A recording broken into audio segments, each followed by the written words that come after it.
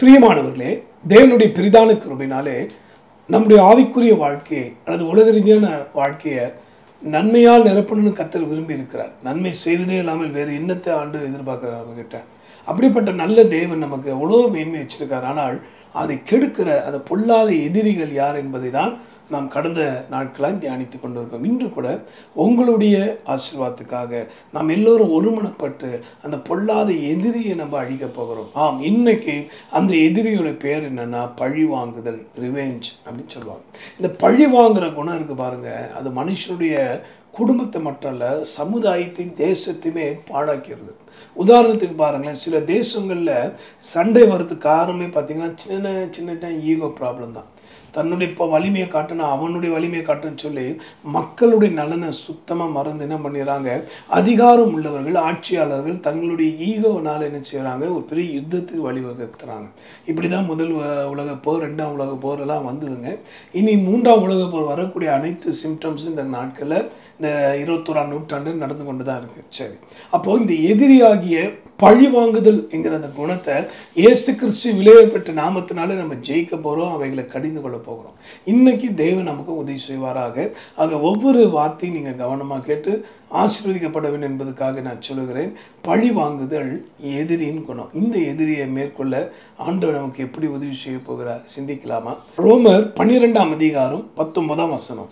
பிரியமானவர்களே, பழிவாங்குதல் எனக்குரியது, நானே பதில் செய்வேன் என்று கர்த்தர் சொல்லுகிறார் என்று எழுதியிருக்கிறபடியால் நீங்கள் பழி வாங்காமல் கோபாக்கினைக்கு இடம் கொடுங்கள். அருமையான தேவன் இங்கே கொடுக்குற ஒரு ஆலோசனை பார்த்தீங்களா? பழி வாங்குதல் எனக்குரியது. இப்போ பவுல் என்ன சொல்கிறாரு, நீங்கள் இடம் கொடுங்க, தேவனுடைய கோபாக்கினி இறங்கும்படி இடம் கொடுங்க அப்படின்ற. அப்போது இதோடைய பொருள் என்னென்னா, பழி வாங்காதபடி இருக்கணும்னா முதல்ல நமக்குள்ளாக அந்த மன்னிக்கிற அல்லது உண்மையான அன்பு பெருக்கெடுத்து விடும்போது தான் இதை நாம் ஜெயிக்க முடியும்.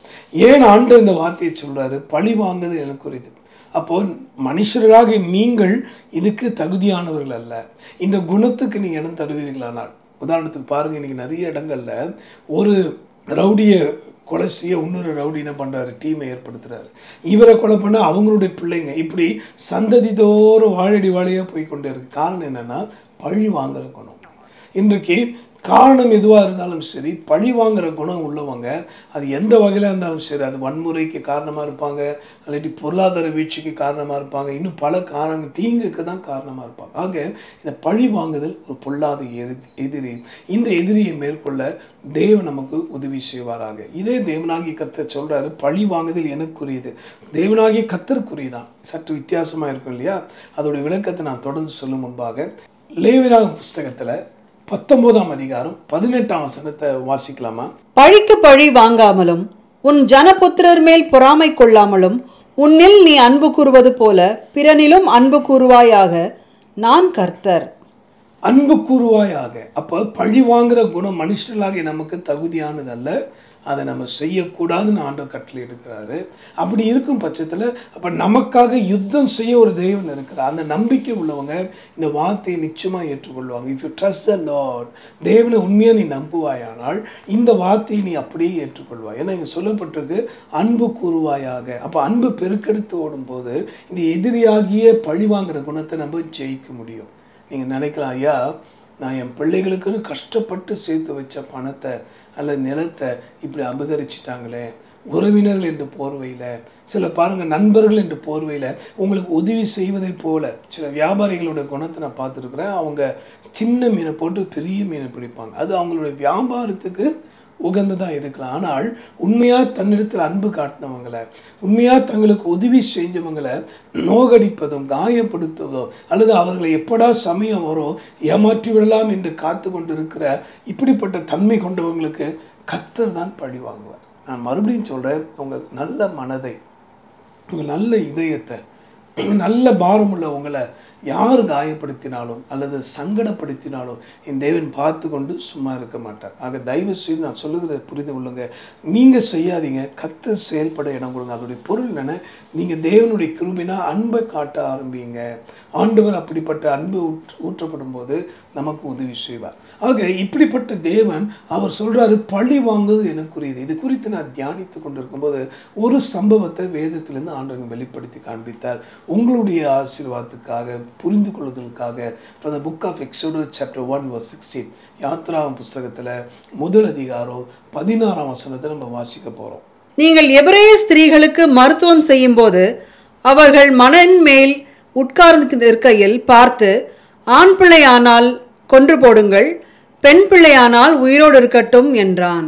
இந்த வேத வசனத்தில் பார்த்தீங்கன்னா பார்வோன் கொடுத்த ஒரு கட்டளை. அது என்ன, எபிரேயர் பிள்ளைகள், அதாவது ஸ்திரீகளுக்கு பிள்ளைகள் பிறக்கும்போது ஆண் பிள்ளையானால் வெட்டி போடுங்க, கொலை செஞ்சிருங்க அப்படின்னு சொல்லி அவன் என்ன பண்ணான், நதியிலே போட்டு விட்டானான். இப்படிப்பட்ட பொல்லாப்பை பயங்கரத்தை அவன் நடப்பிச்சிருக்கிறான். அப்போது இந்த பார்வோனுக்கு ஆண்டவர் உடனே பதில் தந்தாரா? அல்ல, சில காலங்கள், வருடங்கள் ஆயிற்று. ஆனால் பழி வாங்குதல் எனக்குரியதுன்னு அர்த்தம் என்ன தெரியுங்களா? அதே யாத்ராம் புஸ்தகத்தில் மோசையை கொண்டு கர்த்தர் செய்கிற ஒரு காரியம். எக்ஸோடஸ் சாப்டர் 14 கர்த்தர் மோசேயை நோக்கி, ஜலம் எகிப்தியர் மேலும் அவர்களுடைய ரதங்கள் மேலும் அவர்களுடைய குதிரை வீரர் மேலும் திருப்பும்படிக்கு உன் கையை சமுத்திரத்தின் மேல் நீட்டு என்றார். மிக தெளிவாக ஆண்டு இடைப்பட்ட ஒரு காரியம். மோசே, நீ கையை நீட்டுப்பா, அந்த சமுத்திரம் பார்வோனையும் அவன் சேனையும் கவிழ்த்து போடுவான். இதை தான் சங்கீதம் 136:15 வாசிக்கிறோம். பார்வோனையும் அவன் சேனையும் சிவந்த சமுத்திரத்தில் கவிழ்த்து போட்டவரை துதியுங்கள், அவர் கிருபை என்றும் உள்ளது. பழி வாங்குதல் எனக்குரியது. இதோடைய பொருள் என்னன்னா, எந்த பார்வோன் குழந்தைகளை கொண்டு நதியில போட்டானோ அந்த பார்வோனையும் அவனுடைய சேனையும் ஆண்டவர் எப்படி பழி வாங்கினார் பார்த்தீங்களா? சமுத்திரத்தில் மூடும்படி வைத்தார். இதுதான் கர்த்தருடைய செயல். இந்த இடத்துல எந்த மோசையை கொலை செய்ய அவன் திட்டம் தீட்டினானோ அந்த மோசையை கொண்டே கர்த்தர் அவனுக்கு பதில் அளித்தார். இதுதான் கர்த்தருடைய செயல். பழி வாங்குது நமக்கு லட்சணமான காரியம் அல்ல, அது நம்முடைய வேலையும் அல்ல. அதனால தான் வேதம் சொல்லி தேவனுடைய கோபாக்கினிக்கு இடம் கொடுங்கள். அன்னைக்கு அந்த ஆலோசனை கேட்டனால தான் மோசையை கொண்டு செங்கடலை பிளந்தாரு, அதே மோசையை கொண்டு செங்கடலை மூடினார். இதனால யாருக்கு பாதிப்பு வந்தது? கர்த்தருடைய ஜனங்களுக்கு மேன்மையும், கர்த்தருடைய ஜனங்களை துன்பப்படுத்தின அல்லது காயப்படுத்தின அல்லது கொலை வெறியோடு சுற்றி தெரிந்த அந்த பொல்லாத பார்வோனின் கூட்டத்துக்கு அழிவும் வந்தது. ஆக தயவு செய்து இன்றைக்கு உங்கள் தேசத்தில் நடந்து கொண்டிருக்கிற அக்கிரமங்கள், உங்கள் மாநிலத்தில், உங்கள் வீட்டில், உங்கள் தனிப்பட்ட வாழ்க்கையில் நடந்து கொண்டிருக்கிற தீங்கை நினைச்சு நீங்கள் கர்த்தராகிய தேவனிடத்தில் மாத்திரம் சொல்லி ஸ்தோத்திரம் பண்ணுங்க. ஏன்னா பார்வோனையும் சேனையும் சிவந்த சமுத்திரத்தில் கவிழ்த்து போட்டவரை துதியுங்கள், அவர் கிருபை என்றும் உள்ளது. பிரியமானவர்களை துதிப்போமா? நான் மறுபடியும் சொல்லுகிறேன், அன்பு பெருக்கெடுத்து ஓட வேண்டுமானால் நாம் கர்த்தருடைய வல்லமையினால் நிரப்பப்பட வேண்டும். இந்த புதிய ஏற்பாடு காலத்தில் எது பழிவாங்குதல் தெரியுமா? அன்றைக்கி பவுலும் சீலாவும் சகோதரர்களாய் பாடி துதிச்சாங்க. சிறைச்சாலையில் எந்த கைகள்லாம் கொண்டு போய் அவர் அடித்ததோ, நோகடித்தது, சிறைச்சாலையில் போட்டதோ அந்த கைகள் எல்லாம் இயேசுவை நோக்கி ஜெபிக்கும்படி மாற்றினா. அதுதான் பழி வாங்குறது தன்மை. என் தேவனை யார் தொடுறாங்களோ, என் கர்த்தருடைய ஜனங்களை, என் கர்த்தருடைய பிள்ளைகளை, என்னுடைய கர்த்தருடைய வீட்டை, ஆண்டவருக்கு பக்தி வைராகமாக இருக்கிற திருச்சபையை எந்த அரசாங்கம் தொடுகிறதோ, எந்த நபர் தொடுகிறானோ அல்லது எந்த வீட்டார் தொடுகிறாரோ அவர்களே கர்த்தரே தெய்வம், கர்த்தரே தெய்வம் என்று அறிக்கை பண்ணும்படி அவர்களை முற்றிலுமாக மாற்றக்கூடிய வல்லமை கொண்ட உயிர் உள்ள தெய்வத்தை தான் நம்ம ஆராய்ச்சி கொண்டிருக்கோம். ஆக தேவனிடத்தில் கொடுத்துருவோமா? அவர் பார்த்து கொள்ளட்டும். நம்முடைய தேசத்தை அவர் சந்திக்க வல்லவர். தேசத்தின் அதிபதிகளை, அதிகாரிகளை, அருமையான மந்திரிமார்களை, பிரதம மந்திரி மற்றும் முதலமைச்சர் போன்ற அருமையானவர்களை சந்திக்க கர்த்தர் வல்லவராக இருக்கிறார். உங்கள் ஜபத்தை நிறுத்தாதீங்க. தேவன் பழி வாங்குதல் எனக்குரியதுன்னு சொல்லியிருக்காரு. ஆகவே கர்த்தருடைய தீர்ப்பு வெளிப்பட நாம் காத்திருப்போம், ஜெபிப்போம், தொடர்ந்து ஆத்துமாதாயம் செய்வோமா? ஜெபிக்கலாம். நன்றி ஆண்டவரே, இந்த நல் வார்த்தையின்படி இந்த எதிரியாகிய பழி வாங்குகிற குணம் உம்முடைய பிள்ளைகளாக எங்களை விட்டு முற்றிலும் நீக்கி போடும் ஆண்டவரே. ஒருவேளை இன்றைக்கு எங்களிடத்தில் நியாயமான கோரிக்கை பல இருந்தாலும் கர்த்தாவே நீர் பதிலளிப்பீர், ஆனால் பூரணமாக பதிலளிப்பீர் ஆண்டவரே. அதில் எந்தவித எரர் வராதுப்பா. இந்த நாளிலும் கூட கர்த்தாவை கேட்ட வசனத்தின்படி உங்களுடைய பிள்ளைகளுடைய இருதயத்தை அன்பு பெருக்கெடுத்து ஓடட்டும் ஆண்டவர். உங்களுடைய பிள்ளைகளுடைய ரத்தம் சிந்தி சம்பாதித்த பணத்தை அல்லது அவர்கள் பாரப்பட்டு கஷ்டப்பட்டு சம்பாதி சம்பாதித்த அவர்கள் முன்னோர்கள் தந்த நிலம் அல்லது அவர்களுடைய பெற்றோர் கஷ்டப்பட்டு கொடுத்த நிலங்கள், இன்னும் பல காரியங்கள் சொல்லலாம். அவைகளை எல்லாம் இன்னைக்கு அநேக நண்பர்கள் என்ற போர்வையில், உதவி செய்கிறேன் என்று போர்வையில் வஞ்சித்திருக்கலாம், ஏமாற்றி இருக்கலாம். ஆனால் என் தேவன் நீ பழி வாங்க நேரத்தில் அது பழி வாங்குவீர். ஆனால் ஒவ்வொரு ஆத்மாவும் ரட்சிக்கப்படுவது உங்களுடைய விருப்பமாக இருக்கப்பா.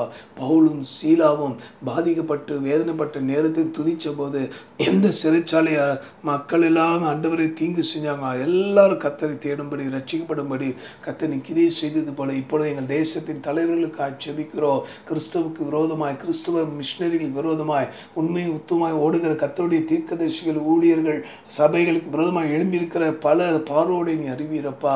அவர்கள் எல்லோரையும் சந்திப்பீராக. சிவந்த சமுத்திரத்தை கவிழ்த்து போட்டவரை துதியுங்கள். கிருபை என்றும் உள்ளதபடி உங்களுடைய அன்பு என்கிற ரட்சிப்பு என்கிற அந்த சமுத்திரத்தில் அவர்களை போட்டுங்க ஆண்டவரே.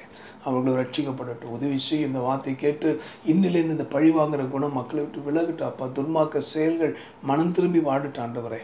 உதவி செய்யும். புகழும் துதி உமக்கே. ஜீவாதிபதி இயேசு மூலமாக வேண்டுகிறோம் எங்கள் நல்ல பிதாவே. ஆமென். இந்த லைட் ஆஃப் த வேர்ல்ட் மினிஸ்ட்ரிக்காக ஜெபிக்கவும் மனதார தாங்கும் முன்வாங்க. இன்னும் அநேக நன்மைகளை கற்றுக்கும் தர இருக்கிறார். இயேசப்பாவுடைய கிருபையினாலும் பரிசுத்தாவின் பலத்தினாலும் தேவாதி தேவனுடைய வார்த்தையின் வல்லமையினாலும் நாம் இந்த பழி வாங்குவதற்கு விலகி நிற்போம். God bless you.